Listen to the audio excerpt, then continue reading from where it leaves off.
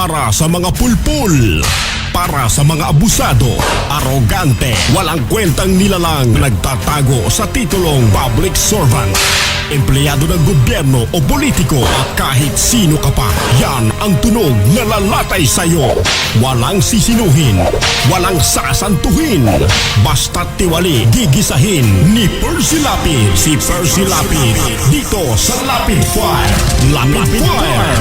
Percy Lapid, matatag na sandigan ng mamamayan, pader na di kayang gibain, ni naman kahit mga ulupong sa pamahalaan. Lapid Fire! Lapid Fire! Lapid Fire! Magandang umaga. Congratulations. Tagahanga mo kami. Hindi mo lang nakakuha. Matagal na kami nakikinig sa'yo. Kasi magandang programa mo. Bukod sa mayroong tinatalakay na tama sa bayan, mayroong humor. At saka bilib ako sa'yo. Kasi minsan parang nagagalit yung babae sa'yo, pero hindi mo pinatulang, cool ka lang. Ang ganda ka, tinan mo ka ako yung si Percy ka ako, magaling talaga ako. Talagang kaka ko, maganda ka makiharap sa tao. Congratulations, babati lang ako sa'yo at more power. Keep it up.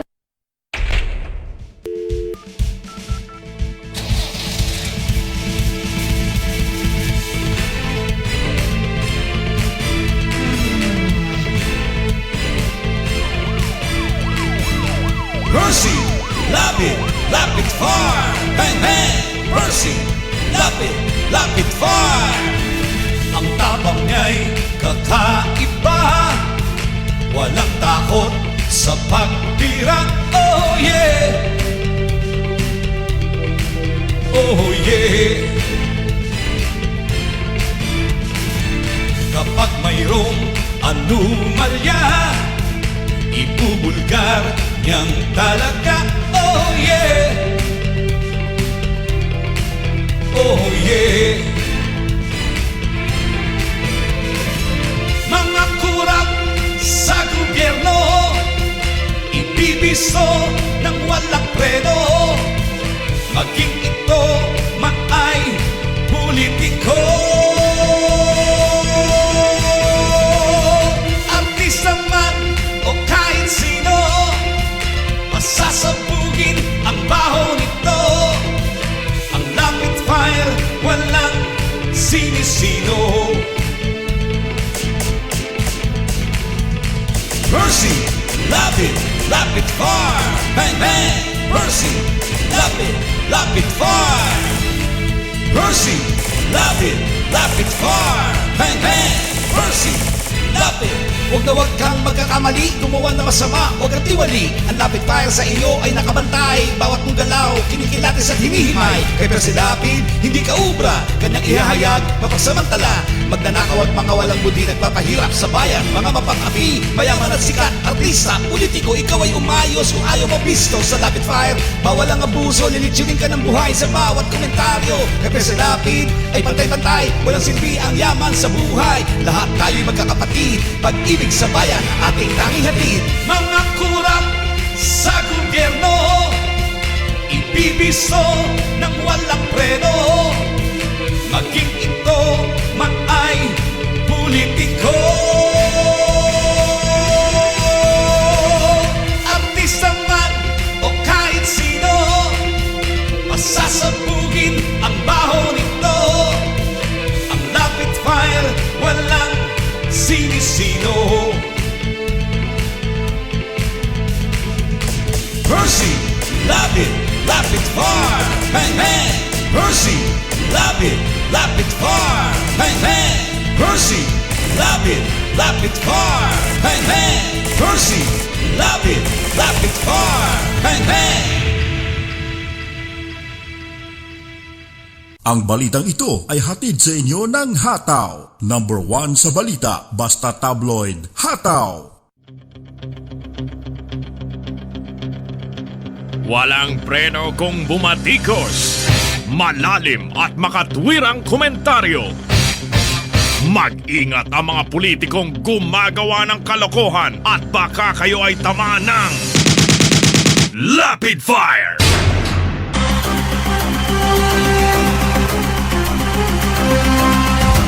Magandang gabi po mga kaibigan. Muli pong sumasa inyong palatuntunang Rapid Fire na inyo pong napapakinggan Lunes hanggang Biyernes pagsapit po ng alas 10 ng gabi hanggang alas 11 ng gabi sa DWBL 1242 sa inyong mga talapitan. Samantala, ang ating pong live streaming ay alas 10 hanggang alas 12 po ng hating gabi. Sa mga nanonood sa atin pong live streaming, saan man panig ng mundo po kayo naroon, sa gawing kanan ng ating live stream, meron po tayong chatroom. Maaring i-type ang inyong mga reaksyon. Atin po yung babasahin sa kabuuan ng ating pagtatanghal. At sa mga nais tumawag, pwede ho kayong magbigay ng reaksyon sa pamamagitan po ng ating text line at cellphone number na number ng ating cellphone dito. Bibigay po namin, maaari kayong tumawag sa 0915-7070-625.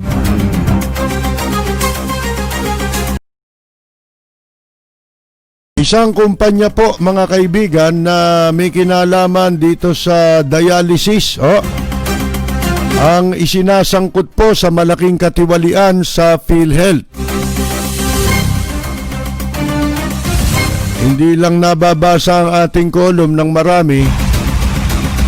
Noong 2014 pa ho, ibinulgar ko na ito, the same company. Ang katarantaduhan ho nito sa lungsod ng Maynila na pinasok ni Erap Estrada.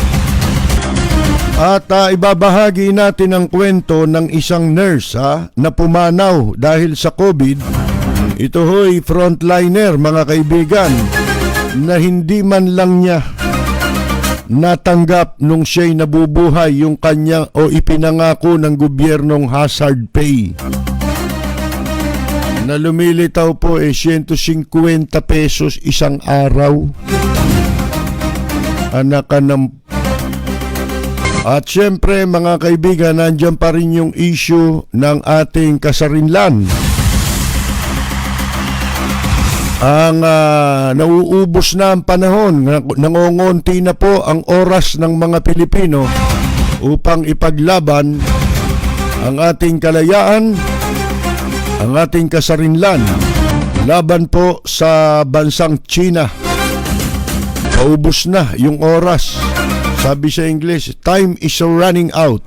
Pag-uusapan natin yan, yung isang artikulo na ating nabasa, mga kaibigan, patungkol po sa mga binili, ibinenta ng administrasyon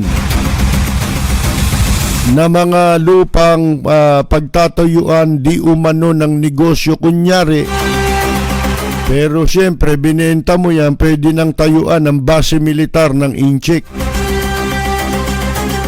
Nakabilang po sa mga kasunduang nilagdaan ng dalawang bansa.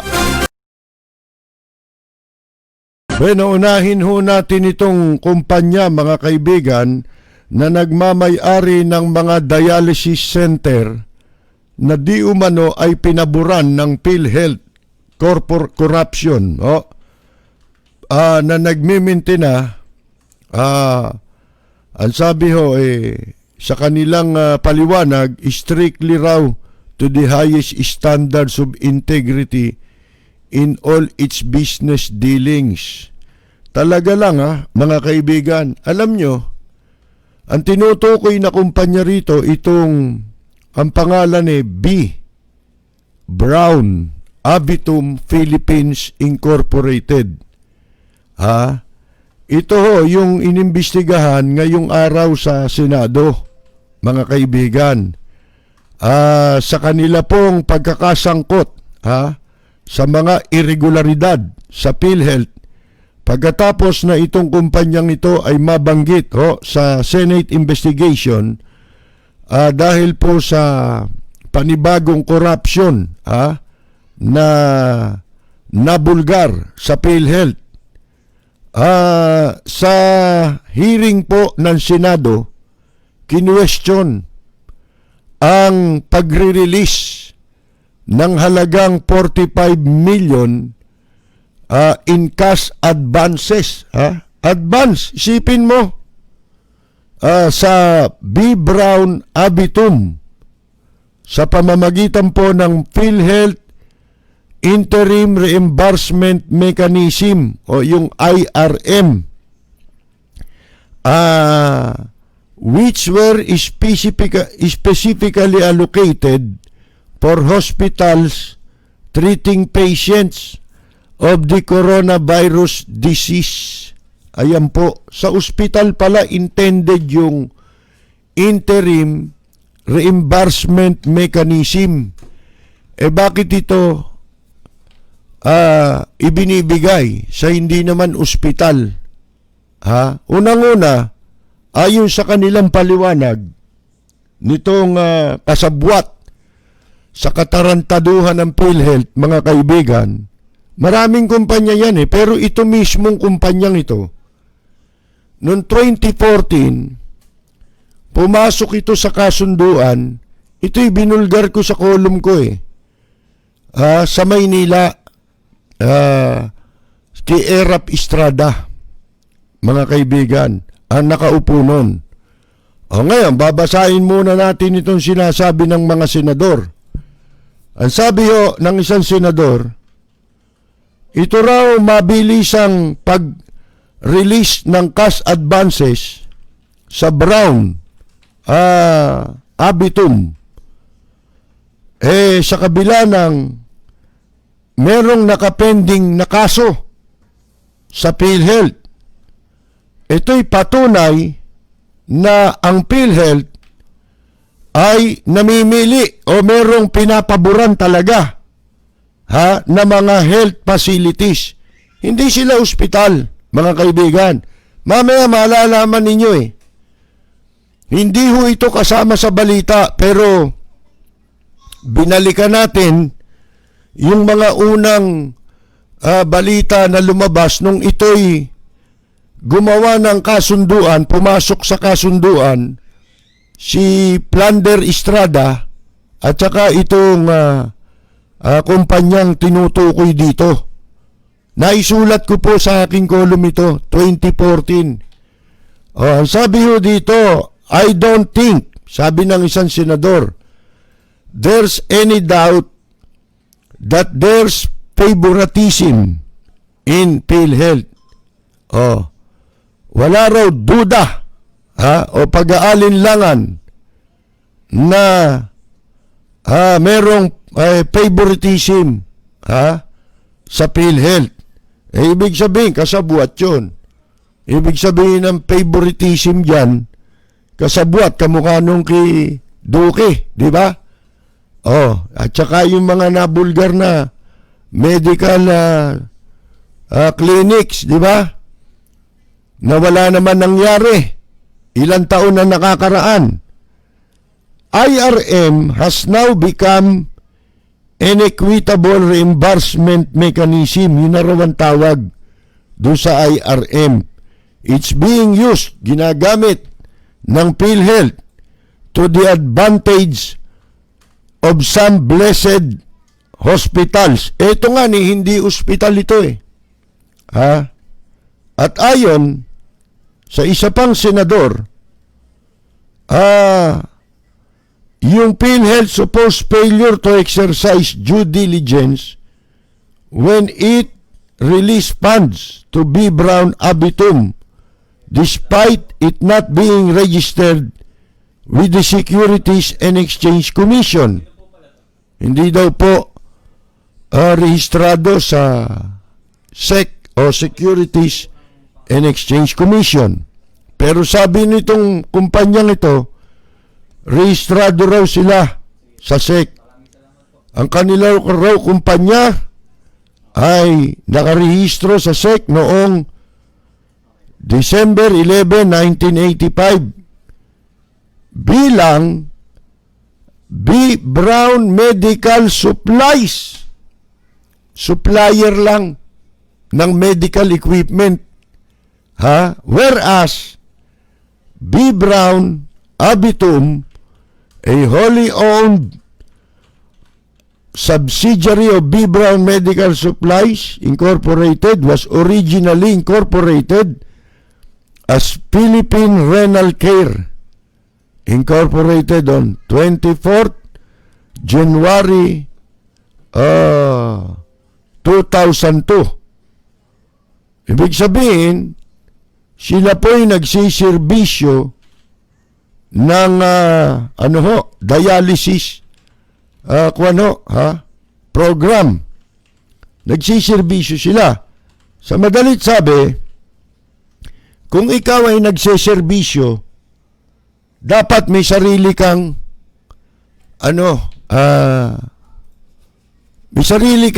lugar. Pero hindi ho ganon ang pagkakaalam ko rito. Kaya ito'y binulgar ko noong 2014. Ayan po mga kaibigan. Eto ngayon.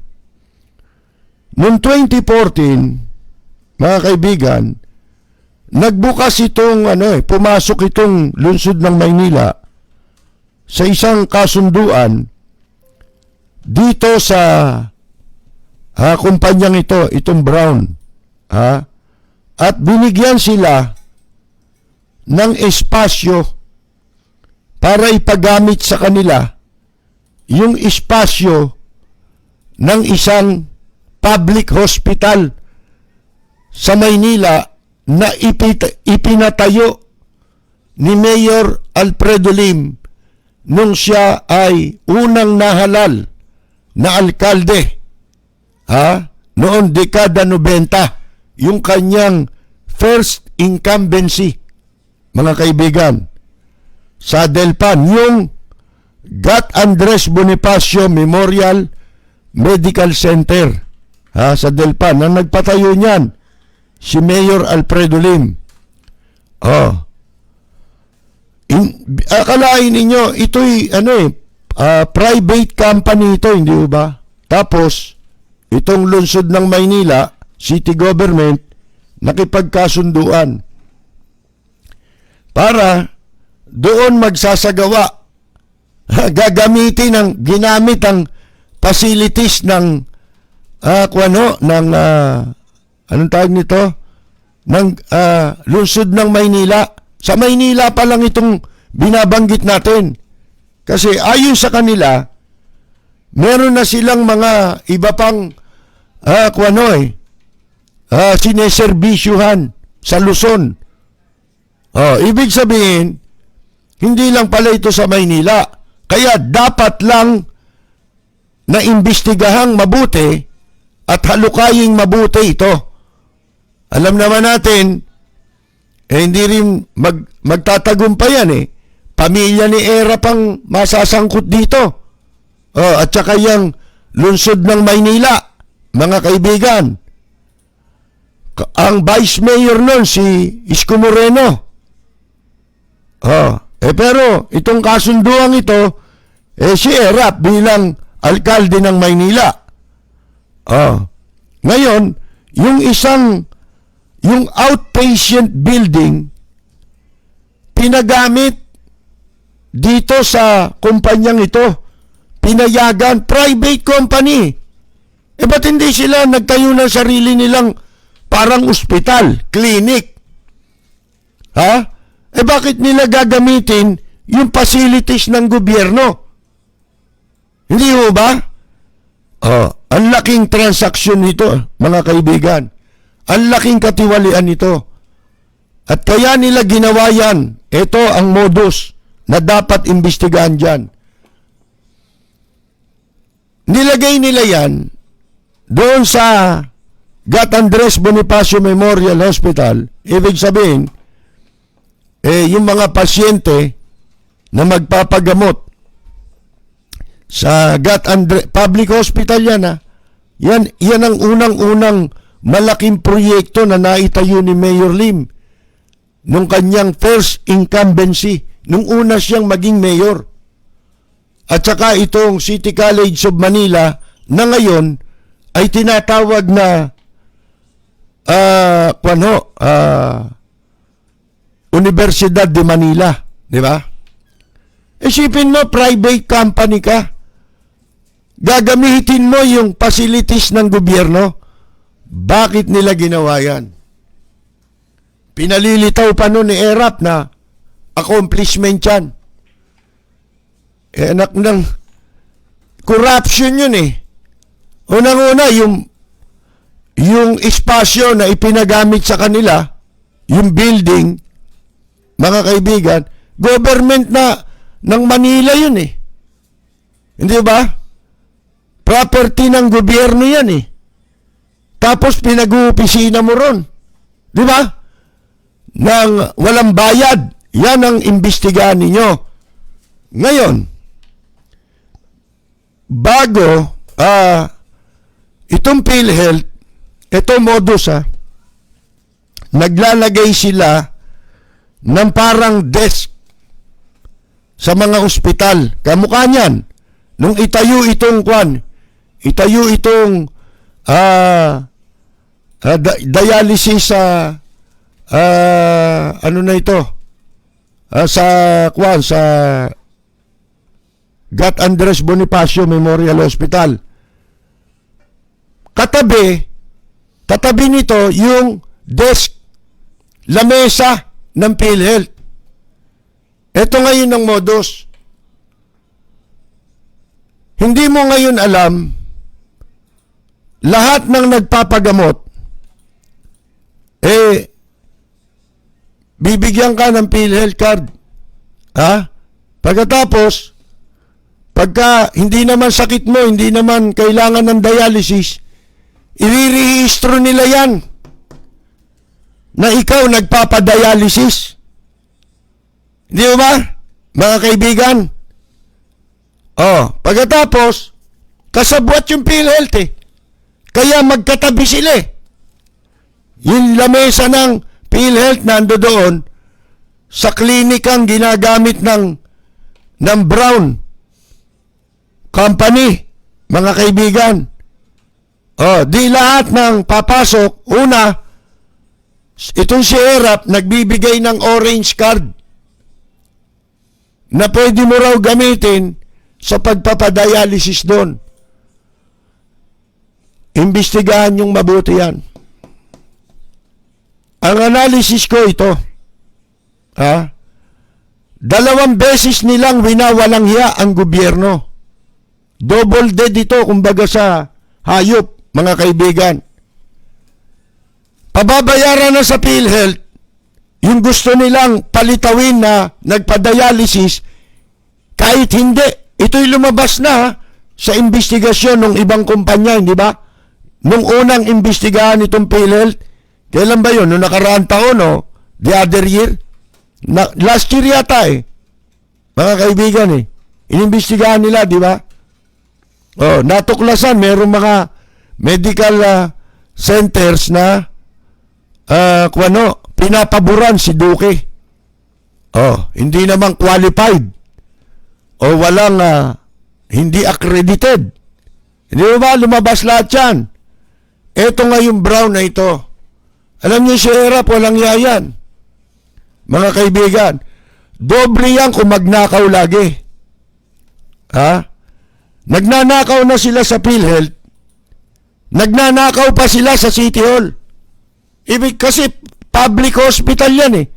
Palalabasin, binabalikat ng gobyerno sa Maynila, yung pong dialysis, binabayaran ng lungsod ng Maynila.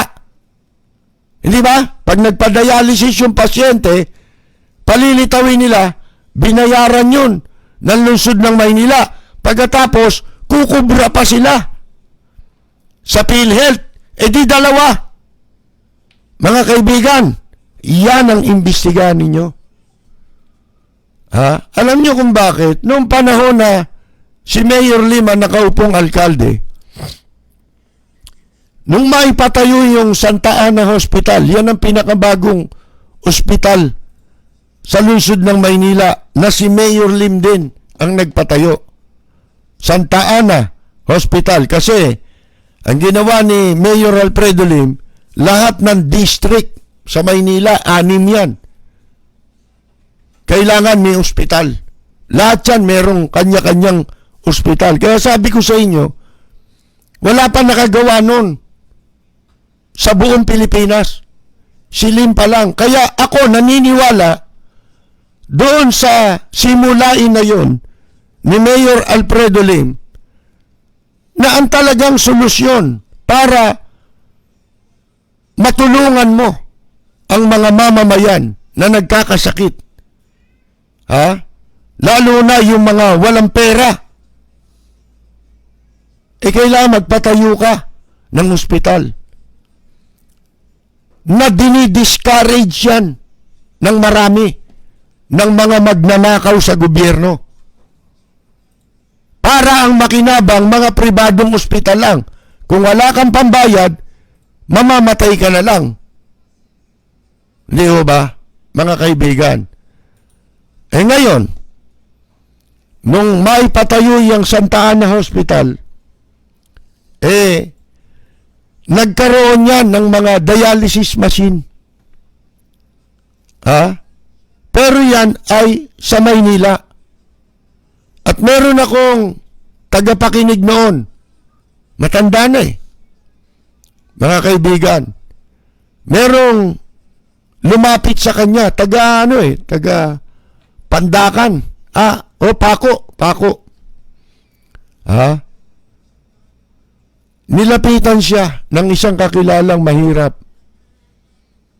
Ang ginawa nitong matanda na retired DOJ employee yan, sa Board of Pardon and Parole, retirado, may edad na lola na. Nilapitan siya ng isang tao. Ang ginawa niya, sumulat siya doon sa ospital. Kaya ako nalaman na may programang ganon si Mayor Alfredo Lim. Kasi ang programa ni Mayor Alfredo Lim, kung tawagin from womb to tomb.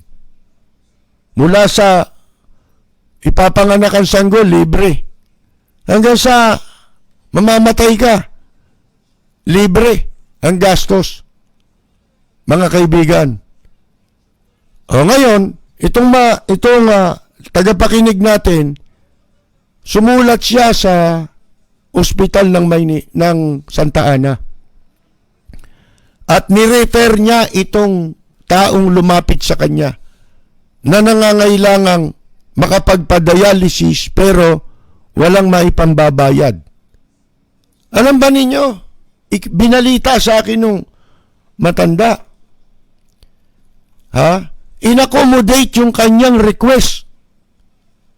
At hindi lang isang dialysis, hindi lang 2 dialysis. 21 session.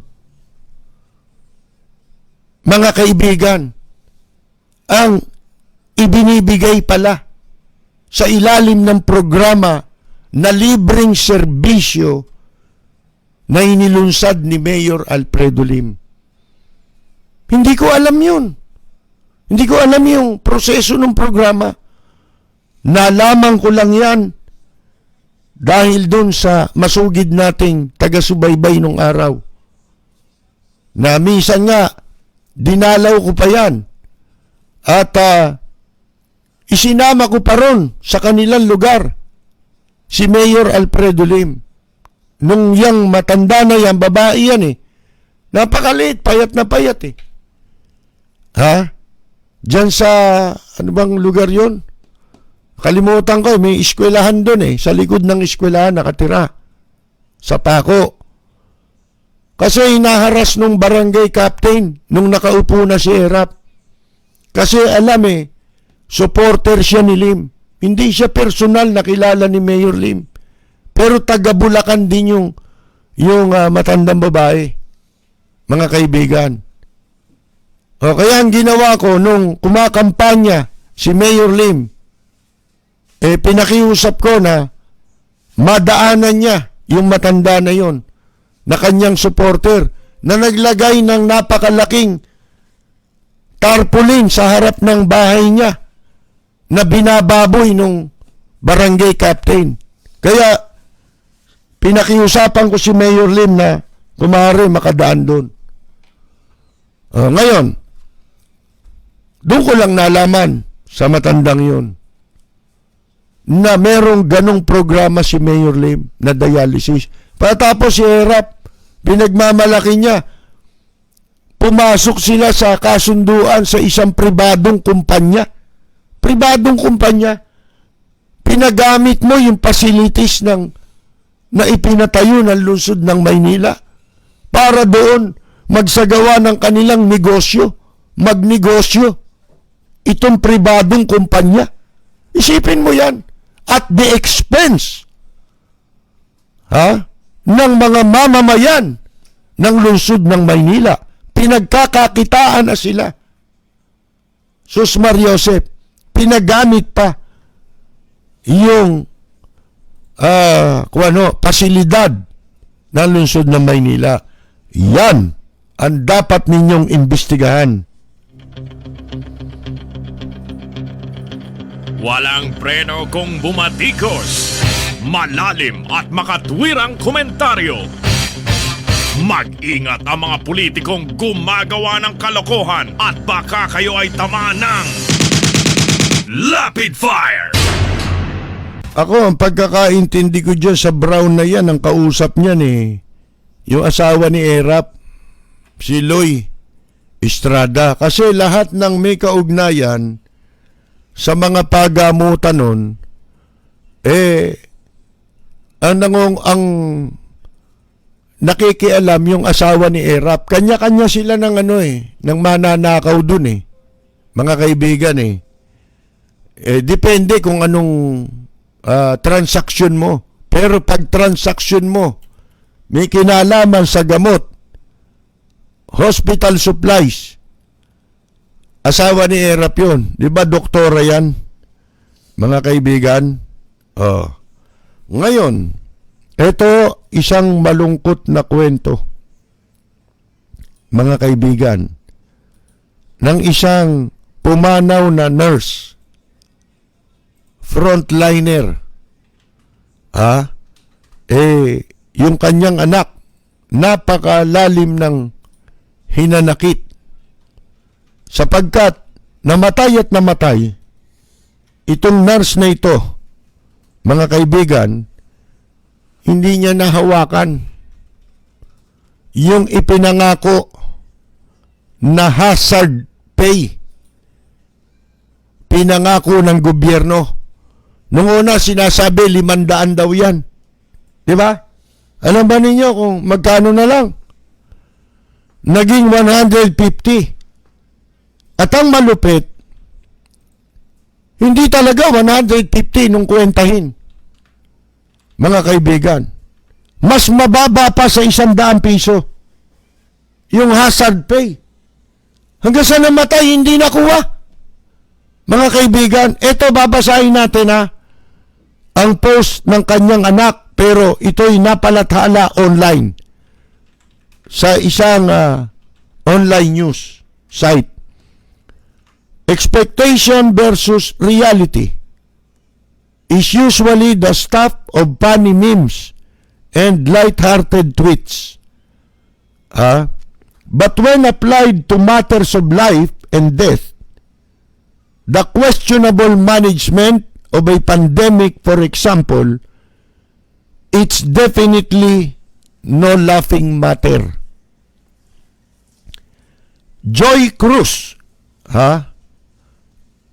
touched on this in a recent Facebook post about her mother, Tess. Ito palang Joy Cruz, anak nung Tess na pumanaw dahil sa COVID nung 1 buwan. August tayo ngayon, July, pumanaw ito.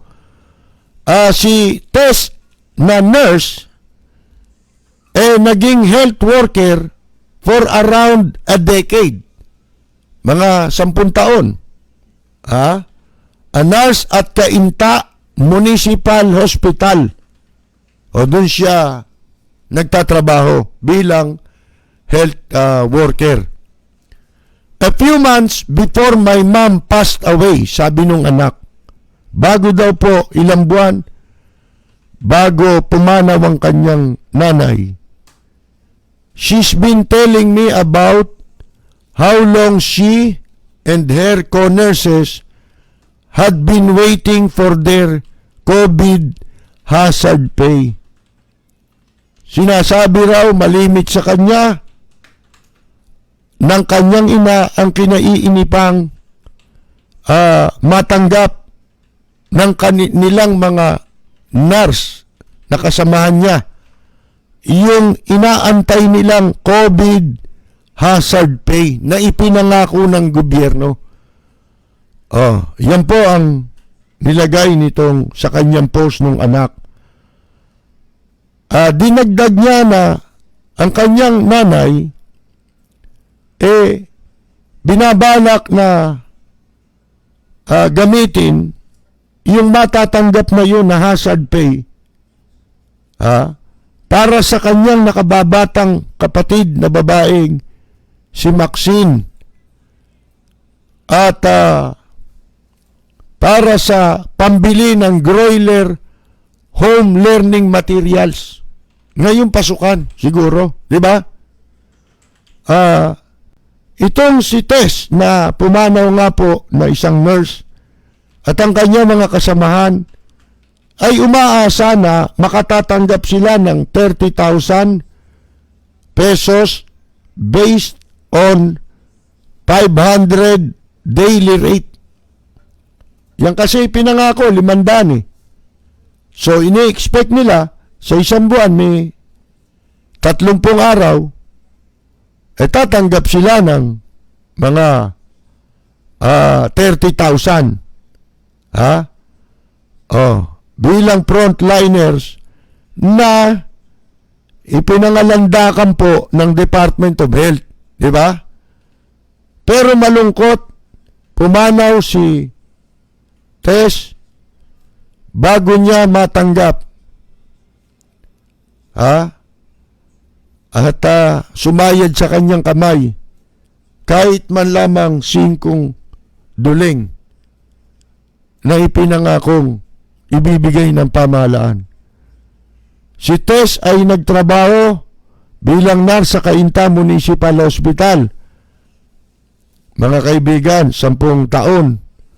Pero noong magtungo daw itong kanyang anak na si Joy sa ospital para iproseso yung mga dokumento at matanggap yung para makuha yung mga benefits.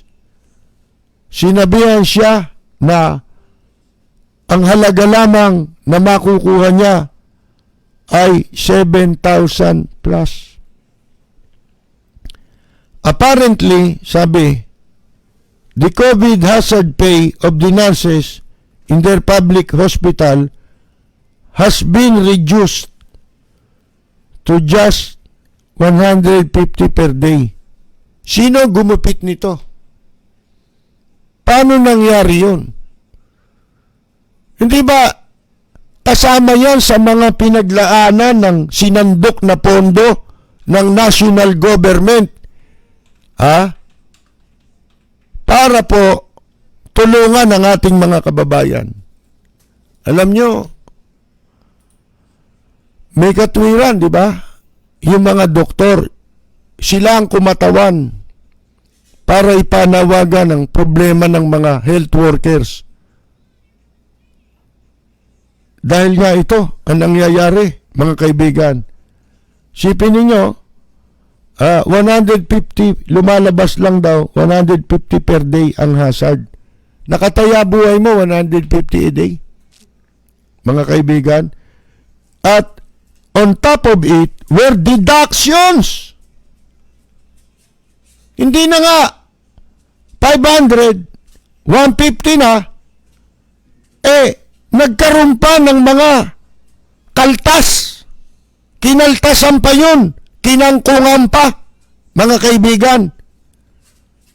Na hindi man lamang daw ipinaliwanag ng hospital administration. Sino mga nagnakaw nito? In the end, sabi niya, it appears my mom was only given a freaking 64 pesos and 18 centavos per day para sa kanyang hazard pay sa loob ng 41 days. Kasi namatay siya, di ba? That amount must feel especially painful as many already found the 500 peso baseline, that expectation bar, insulting to begin with. Una nga naman yung pa lamang 500 pesos na hazard pay. Paano kayang naaatim ito ng mga nasa pamahalaan? Ng mga hinduropot na to. Pati itong hinduropot natin, ginagamit na nung dalawang gago. Hindi lang yung pangalan ng programa ko ginagamit nila Kung ano pa yung mapupulot nila. Wala ba kayong original? Nagyayabang kayo sa publiko. Nandidilihensya kayo sa mga politiko. Padute-Duterte pa kayo. Isipin mo, napakalaki na ngang insulto nga naman. Yung halagang 500 piso bilang hazard pay, bibigay sa'yo. Nakataya buhay mo, 500. Nagtapos ka, di ba? Professional ka kahit magnanakaw, di tatanggapin yan Itataya buhay sa 500 piso. Sinong hold-upper ang tataya sa ganyan? Sige nga. Mga kaibigan. Kahit mandurukot sa Quiapo, kung alam niya mamamatay siya nung oras na yon at 500 lang makukuha niya, bakit niya itataya buhay niya? Di iiwas muna siya. Di ba? 500 lang pala makukuha ko dyan Sabi dito there has been a lot pushback from health workers ever since the COVID risk pay was announced in March. The Alliance of Health Workers, for example, Islam DOH, and the Duterte administration for managing to deceive. Sipin mo, panay na panloloko. Divide. Lahat ng sinasabi natin lumalabas isa-isa Mararamdaman mo naman, kaya nga sinasabi natin, kailangan mo lang sentido komon para malaman mo na lahat ng sinasabi ng mga ito puro panloloko ng mga nasa gobyerno.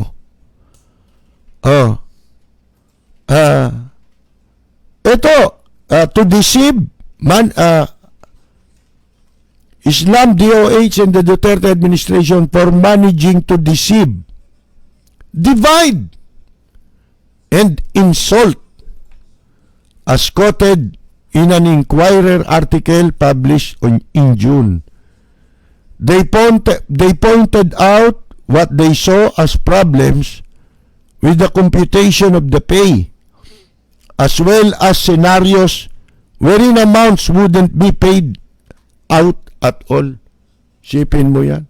Baka kung hindi namatay ito, hindi pa rin sila makakakuha. Kahit singkunduling. Mga kaibigan, Dr. G.K. Galvestan, son of former Health Secretary Jaime Galvestan, also had a lot to say when the amount was announced. It's not about the money. Not quite. Sabi raw nitong si Galvestan. As some colleagues have said, most doctors would have done the job for free. Kahit daw pala libre. Yung sinasabi nilang yan, may katotohanan din naman yan. Depende sa profesyon mo. Parang mga musikero. Ang mga musikero, naranasan natin yan, di ba? Kakanta-kanta tayo nung araw sa mga kung saan bar dito sa Metro Manila. Ang isang kondisyon lang para maging magandang maluwag ang kalooban ng isang musician, tratuhin mo lang ng tama. Kasi may mga bastos na employer eh, di ba? May mga yung parang ang trato sa mga musician eh. Napakaliit lang ng tingin nila. Pakakainin ka na nga ng galunggong na Makati sa dila, mga kaibigan, masama pa ang pakikitungo sa'yo. Di ba? Kasabihan niya namin nung araw eh. Alin, yung pagkanta-kantang ganyan. Pakantayin mo ko, basta nalaman ng isang musician na magandang trato sa kanya. Minsan, inaabutan eh. Hindi na tinatanggap eh. Yan, totoo yan. Nangyayari yan sa akin nung araw. Mga foreigner ha. Sipin ninyo yung mga hotels dito sa Metro Manila. Ano to? 70s ito. Late 70s. Nagkaroon ng party.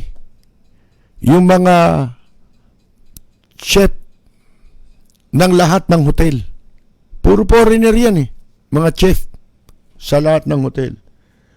At ako ang nakuha nila, dinatnan, naghanap sila ng magpe-perform dun sa kanilang, sa bahay lang, party, pero marami sila. Kakanta ka lang dun, wala nga mic eh. Ako ang dinatnan dun. So, inimbitahan nila ako. Mababait oh. Lintik ang asikaso sa amin. Sinama ko pa nga si Marlon eh. Yung James Taylor of the Philippines. Sabi ko, samahan mo ko ron. Englishan to eh. Lang ko, magaling ka sa English eh. Tsaka magugustuhan ka kako ron dahil James Taylor ka eh. Tumugtog kami ron. Akalain ninyo dahil sa magandang trato, si Marlon nga bumilib eh. Nabaitan din siya ron sa mga tao. Ang kapal inaabot sa akin pera. Sobra-sobrang bayad, di ba? Siguro, ano yun, nung panahon na yun, ang tingin ko, yung pera, mga 5,000 eh. Ang mahal ng pera nun. Magkano sweldo namin nun? 60 pesos lang. Isang gabi. Tingin ko, 5,000 eh. Ang kapal ng pera eh. Tigi 100 pa lang ang buo nun eh. Wala pang 500 buo nun. Mga kaibigan, hindi ko tinanggap. Pero, siguro after 2-3 days, chinempuan nila yung araw ng schedule ko sa My Father's Mustache kasi doon nila ako nakita. Pinuntahan ako ron. At nagpapasalamat sila. Mabubuting tao eh. Diba? Ito yung katulad nito, yung sinasabi nun ni Dr. Galvestan. Pwede naman namin gawing libre yan eh. Total, lahat naman tayo kasi ay apektado nitong pandemic. Kailangan nilang gawin at gampanan ang kanilang trabaho. Hindi kamukha ng sinasabi ngayon. Maipagtanggol lang si Presidente Duterte nitong mga gunggong, na mga Dutertanings, mga kaibigan. Abay, iniinsulto pati mga doktor. Paano kaya?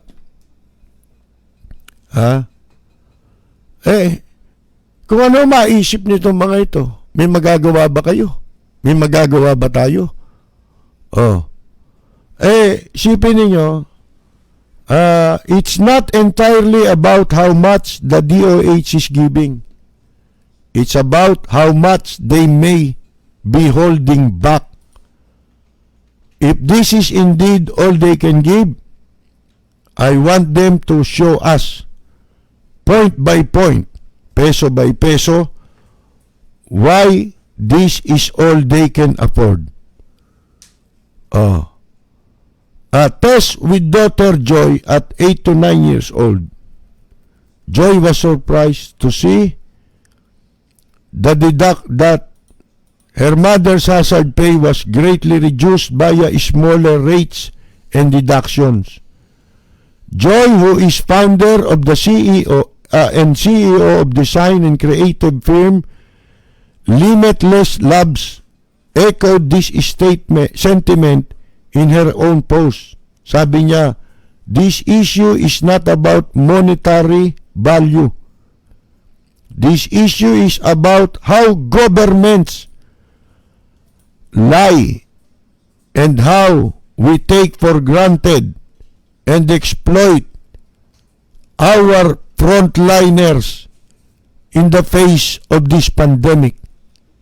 This issue is about how my mom was treated way below than what she deserves in a local public hospital where she worked in for more than 10 years. The first 4 years of those were without any salary. Even as Joy and her family grieve, she promises forgiveness for those who have fallen short of giving her mother her due. Sabi ho nung anak, we forgive you, but we will never forget. We will hold you accountable. Sabi niya, at sisiguruhin daw niya, appropriate action will be taken against these wrongdoers. They know who they are, and their family won't let their mother's passing be in vain. This fight is bigger than my mom.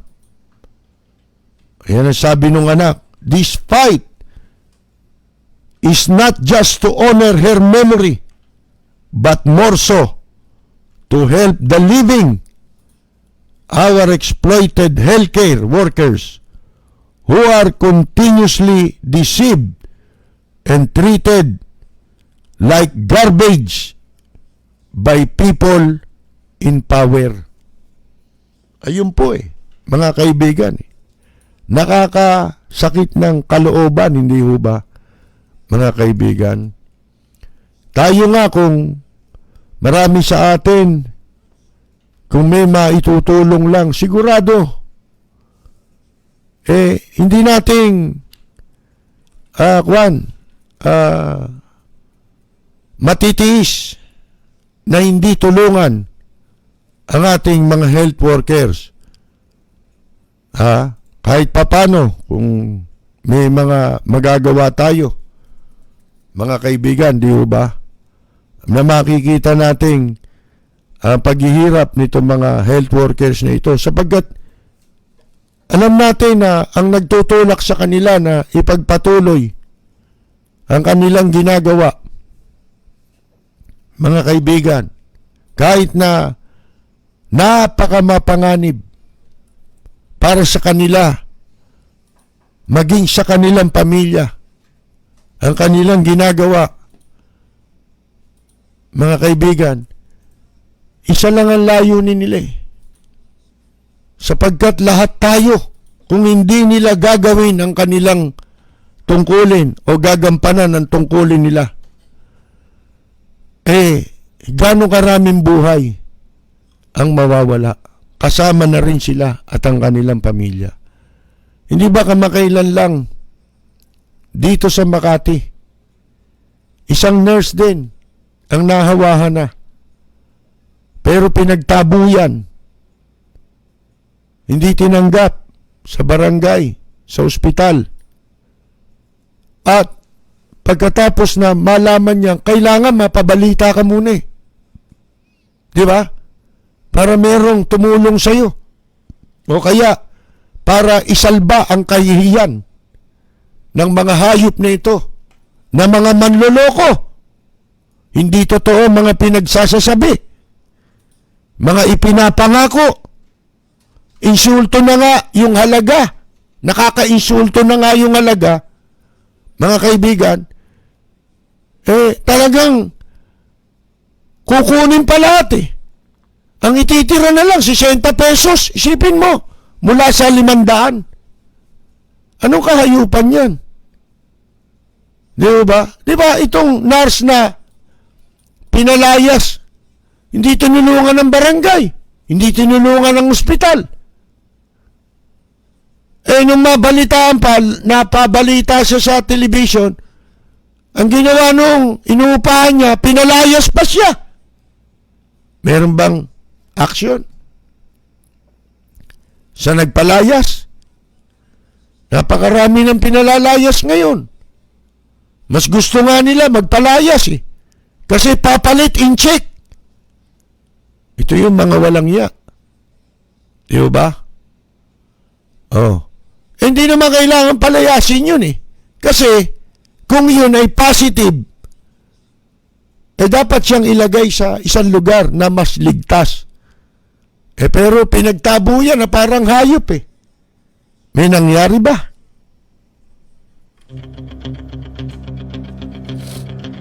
Walang preno kung bumatikos. Malalim at makatwirang komentaryo. Mag-ingat ang mga politikong gumagawa ng kalokohan at baka kayo ay tamaan ng Lapid Fire! Sana po naman, mga kaibigan, totohanin na ng pamahalaan. Wala nang panahon. Ito, balak, luwagan na naman. Ito mga siraulo sa DepEd, gusto ipagpatuloy pa rin ang pagpasok. Ang kinakatwiran ng gobyerno, kung hindi raw, kasi una pa yan eh. Tao una nagsabi niyan eh. Kundi kami mamamatay sa COVID, sa gutom kami mamamatay. So ngayon, yun ang ginagamit ng gobyerno laban sa mamamayan. Dahil gusto na nilang magluwag kasi bagsak na ang ekonomiya. Pero sa gagawin nilang yan, wala naman makakabangon eh. Sino? Sa mga karaniwang negosyante, yung malalaki lang. Pero halimbawa, katulad ng mga nasa music industry, entertainment industry, mga bar, dyan lang umaasa yung mga working entertainers. Dyan lang sila umaasa. Mga kaibigan, pag hindi sila nakatugtog, hindi rin sila kakain. Mga kaibigan, ngayon, yan, makakabangon ba yan? Hindi tayo makakabangon dahil walang planong tulungan eh. Ng gobyerno eh. Walang programa, hindi ka mukha sa Japan. Sa Amerika, yung mga napinsala negosyo, yung mga karaniwang negosyo, di ba? Yung mga small, medium scale, di ba? Na negosyo. Yun, dapat tulungan mo. Sa Japan, baliwala sa kanilang, wala silang negosyo ngayon. Bakit? May natatanggap sila. Tayo, ano ang kahit pa luwagan mo, kahit pa pabuksan mo ulit yan, paano pa nilang maiaahon yung negosyo nila sa laki ng panahon na nalugi sa kanila? Hindi mo ba?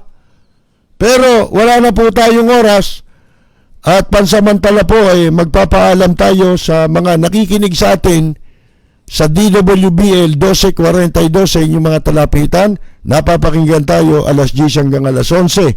Pero wag po kayong alis dahil sa ilang saglit lamang po ay magbabalik din po tayo. Mula sa top-rated music station ng dekada 80, ang WBL patuloy na naglilingkod sa inyo sa pamamagitan ng magaganda at piling-piling programa. Mula Lunes hanggang Linggo, aaliwin kayo ng aming kilalang mga komentarista at public service program. Ito lamang sa himpilan ng DWBL.